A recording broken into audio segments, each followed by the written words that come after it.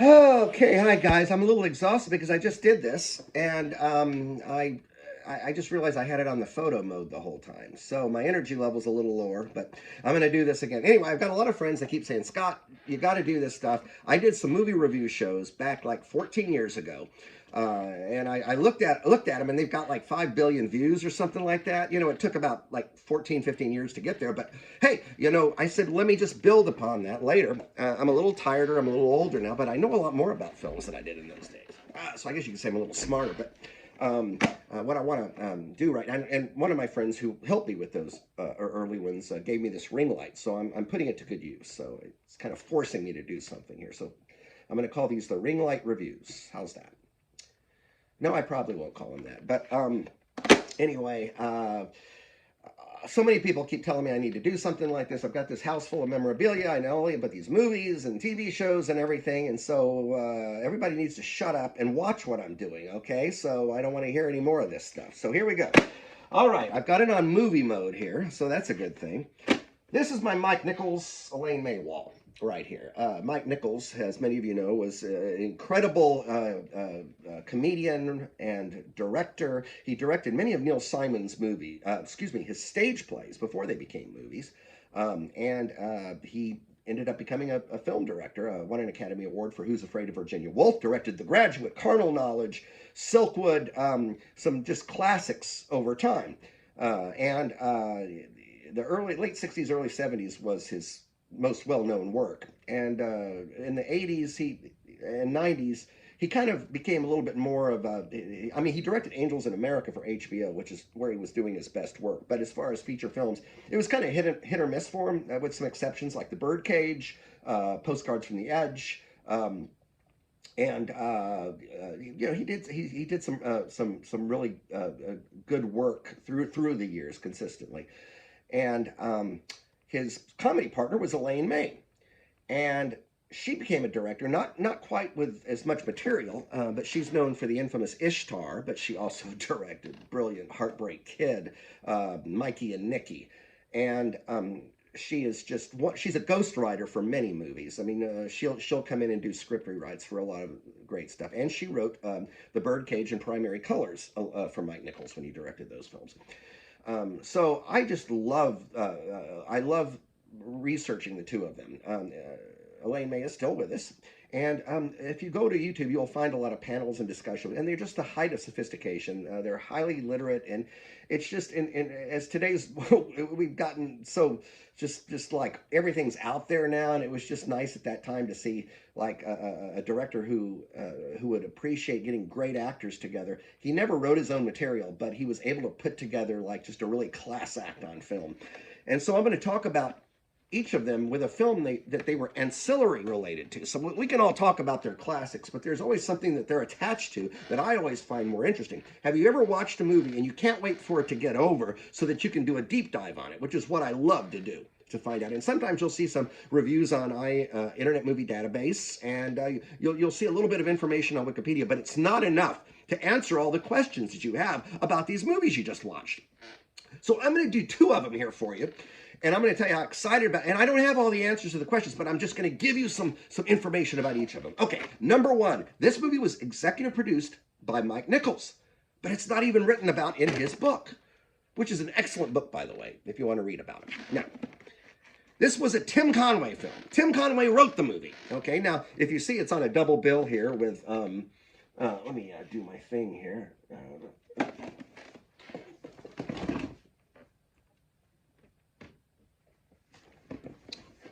Yeah, those are my movie posters there for you. Okay, so they went off because the first time I did this, I was doing it with a photograph. Time ran out. So this is a lot of his movies were either Disney comedies or they were like independent comedies. He did like a lot of them with Don Knotts and everything like that. But sometimes it's like those look pretty good because they had a pretty good budget. But this one, just it's really like grimy looking, which is interesting. It didn't go anywhere either. I mean, yeah, it's on this DVD, and there it is right there. It's about four losers who are trying to win at the horse track. Simple enough, right? Tim Conway teams up with three other comic actors, one being Harvey Korman, who he worked with in the Carol Burnett Show. So you're thinking, oh my gosh, these two guys were the classics of comedy in television, and they're, working together in this film. That right there makes you go, holy cow. The third person was Jack Weston, who you'd all recognize. He was a great character actor, a Broadway actor. You definitely would recognize him. Ted Wass, the fourth guy, who played Danny Dallas on Soap, and he later played Blossom's dad. He's now a big television director. He actually was in line to be the next Clouseau when, after Peter Sellers' passing, Blake Edwards chosen to play Inspector Slay, and I think I've got it right here, in The Curse of the Pink Panther in 1983, which didn't go anywhere at all. And so that kind of went downhill. But he was like, if Blake picks you out, you know you're a funny guy. So he's the fourth guy, and he plays kind of an idiot. Interesting things about these films, which I have no answers for. Tim Conway wrote the theme song, and it was performed by a young Ice-T. It was a rap song about horse racing, written by Tim Conway and Ice-T. Now, if that doesn't get you, how about this? The movie was directed by grindhouse guru Paul Bartel, who directed Eating Raoul, and he was a huge Corman guy in the 70s. He wrote and directed so many of those. He did one, I can't remember the name of it, but it was sort of a slasher movie in a hotel, which is considered like a classic amongst those kind of movies. And so why would a guy like Paul Bartel direct a Tim Conway comedy, which veers on Disney? Well, it was PG-13 when PG-13 was still new. So there was a few elements in there were not Disney-esque, but it was really like, where did this movie come from, man? How did these parts all come together with Mike Nichols producing it? What the heck is that all about? So I guess Mike Nichols put the money out for this, but they certainly didn't put any money into the camera or the camera work, because it looked like a grindhouse movie, which was the beautiful thing about a lot of these films in the 80s. They were independent films, but they had huge casts and names behind them. And even the smallest budget film nowadays looks fantastic because of technology. But it gives these things kind of a quaintness. It gives them a little bit of a quaintness. And some other interesting things about this movie. I'm going to be really quick here. Tim Conway's wife is played by Ann Mira, who many of you know. She was part of the comedy team of Stiller and Mira.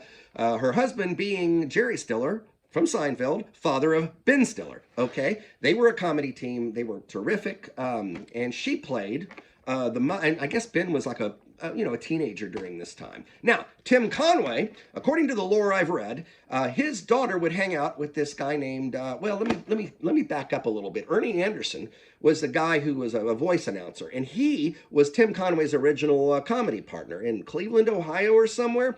And whereas Tim Conway went on to do McHale's Navy and so many great things, Ernie Anderson was the voice of the Love Boat. He was the guy that did all the announcements for ABC TV. Anyway, Tim Conway's daughter and Ernie Anderson's son hung out together, and they would run around and look at things. And according to something I read, they would like check out porno movies being made in the Valley and things like that. And the son's name is Paul Thomas Anderson. So Paul Thomas Anderson was probably hanging around, with Tim Conway when he was cutting a track with Ice-T in 1986. And Ben Stiller was probably hanging around the set too. And I just find these things fascinating because, it's just like this little thing. Look what comes out of it. It's like, it's crazy. These kind of things amaze me too much. So anyway, those are some interesting tidbits about this. I mean, we've got, this is a low budget Tim Conway comedy, and it is directed by a grindhouse king, and you've got Paul Thomas Anderson's dad and Ben Stiller's mom involved in it, and nobody talks about it. That's the beauty. Nobody talks about these things. Okay, I'm gonna move on to Elaine May, who now this one she was ancillarily involved in as an actress, but her daughter Jeannie Berlin, who you probably recognize her from The Fabelmans. She always plays grandmother. She was in Hunters with Al Pacino. She's kind of a character actress herself, and her mother Elaine is still with us, and they're both together. Well, Jeannie was an actress. She played Charles Grodin's wife in The Heartbreak Kid, and in this one she plays a hooker. She co-wrote this movie in the spirit, and 1990. And it was made in 88, so technically it's an 80s movie. Once again, independent film, looks horrible. It was directed by an acting coach named Sandra Seacat. I'm maybe mispronouncing that, but she was an acting coach to the best stars in Hollywood. Just incredible. And she happened to direct this for some reason. It was the only thing I think she directed.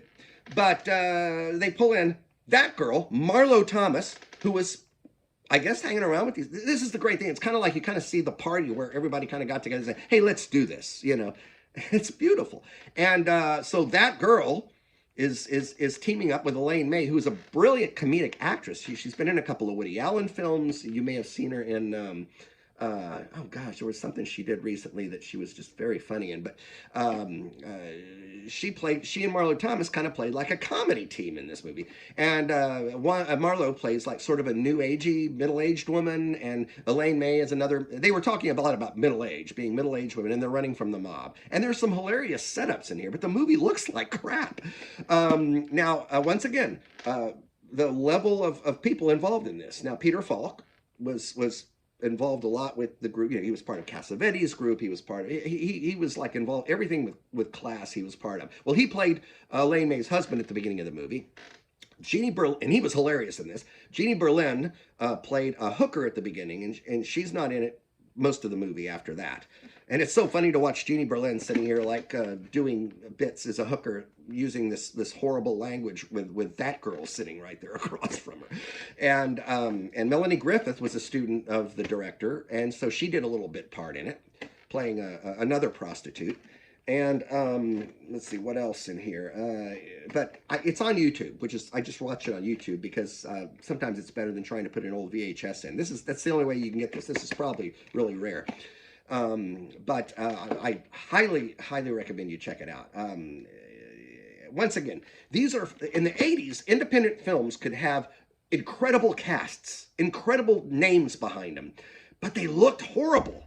It was like there was no money put in film stock or camera work or lighting. It's just crazy. And so a lot of people never saw these. You know, nowadays an independent film, no matter how low the budget is, it's going to look pretty good thanks to technology. So anyway, I highly recommend the book about Mike Nichols. Once again, the movie executive produced by Mike Nichols is The Longshot with Tim Conway. And In the Spirit stars Elaine May and was written by her daughter, Jeannie Berlin.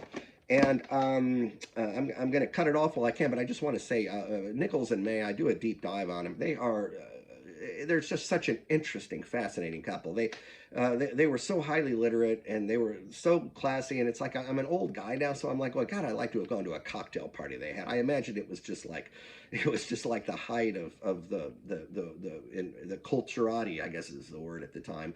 You know, and